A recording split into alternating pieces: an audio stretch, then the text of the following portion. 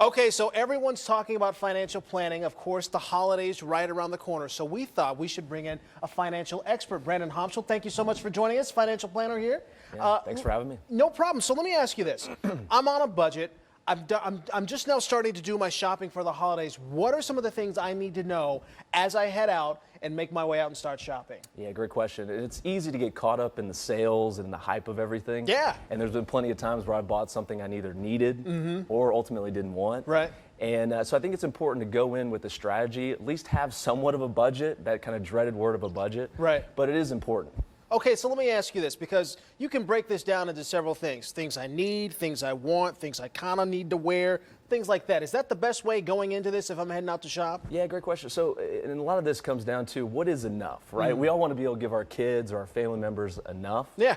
And I think those four categories of something they need, something they want, something they'll wear, and something they can read, I think that helps simplify things, and it also keeps to more of a wholesome gifts versus just having a ton of toys. So I shouldn't necessarily get my kid that rock set that I don't think they're going to play with. That's not something they necessarily need.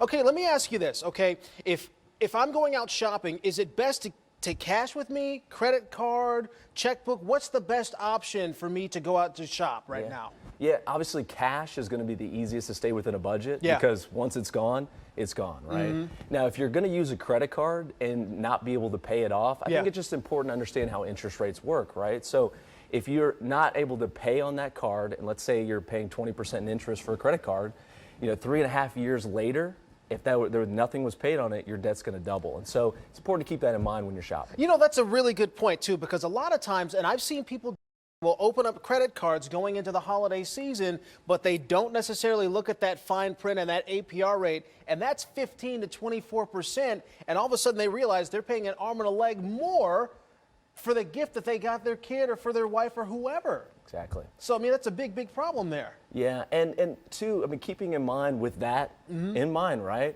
The quality time you're able to spend with family and friends, with that kind of leering over your head. Yeah.